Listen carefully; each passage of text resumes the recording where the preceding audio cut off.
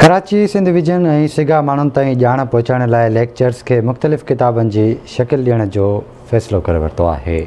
उन सिलसिले में कराची सिंध विज़न ऐं सिगा पारां रिम्पा प्लाज़ा में किताब जी मोहर जो प्रोग्राम मुनक़िद कयो वियो, जंहिंमें डॉक्टर महमूद काज़ी ख़ासि महिमान तौरु शिरकत कई। उन मौक़े ते ॻाल्हाईंदे अॻवाणनि जो चवणु हो त प्रोग्राम में सिंध जे मसइलनि ऐं उन्हनि जे हल बाबति बहस कयो वियो। आम माण्हुनि ते संदनि हक़नि ऐं मसइलनि जे हल बाबति ॼाण पहुचाइण ताईं कोशिशि कई वई।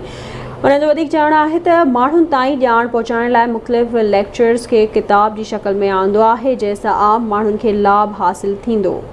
प्रोग्राम में डॉक्टर मज़हर अली, डॉक्टर एजाज़ अली, अशरफ अली खावर, महबूब अली शेख ऐं असलम बलोच पिणु मौजूदु हुआ।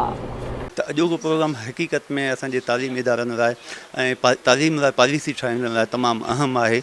जेकॾहिं हू हिन किताब खे पढ़नि था, सम्झनि था, त मुंहिंजे ख़्याल में असांजो काफ़ी बहितर पॉलिसियूं थी सघंदियूं। छाकाणि त हिन कॉन्फ्रेंस में जेके माण्हू हुआ उहे सभु प्रोफेशनल हुआ, जिन जो इन फील्ड में काफ़ी एक्सपीरियंस आहे, जिन उहे शयूं डिलीवर कयूं इंटरनेशनल लेवल ते। त हीउ प्रोग्राम बि उनजी हिकु कड़ी आहे। जेको असां हिते जमा थिया आहियूं, इन जे पुठियां इहो 6-7 महीननि जो कमु हुयो।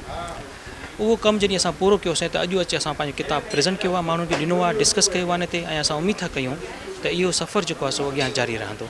ऐं असांजो मौक़िफ़ इहो हो त असां प्रॉब्लम्स ते ॻाल्हाइण जे लाइ असीं पाण में बि खोड़ आहियूं। हर माण्हू प्रॉब्लम जे बारे में ॻाल्हाए थो, लेकिन सोल्यूशन्स जे बारे में केर बि सजेस्ट कोन कंदो आहे त थियणु छा घुरिजे। त असां इहा ई रिक्वेस्ट कईसीं प्रेज़ेंटर्स खे त हिन कॉन्फ्रेंस जी थीम बि असां इहा ई रखी त चैलेंजिस बि ॿुधायो, पर उन सां गॾो गॾु असांखे सोल्यूशन्स बि ॾियो।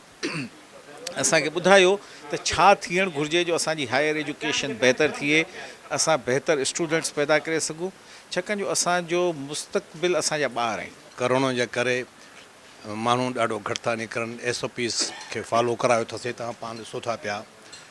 पर गैदरिंग सुठी थी वई, स्पीकर सुठा हुया, ऐं अल्हम्दुलिल्लाह असां जिन माण्हू कमु कयो उन्हनि जी वरी इनकरेजमेंट थी आहे।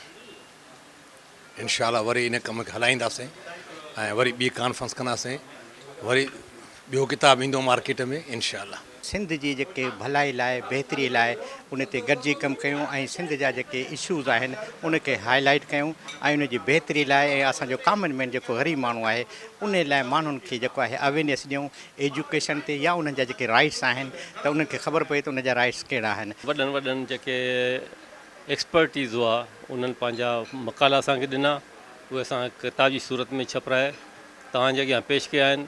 इंशाअल्लाह ताला इन किताब ते टेका टिप्पणी जेकी बि थींदी यूनिवर्सिटीज़ में असीं पाण कंदासीं, ऐं थी सघे थो इन में जेके बि असांजूं रिकमेंडेशन्स आहिनि उन्हनि ते अमल थी सघंदो।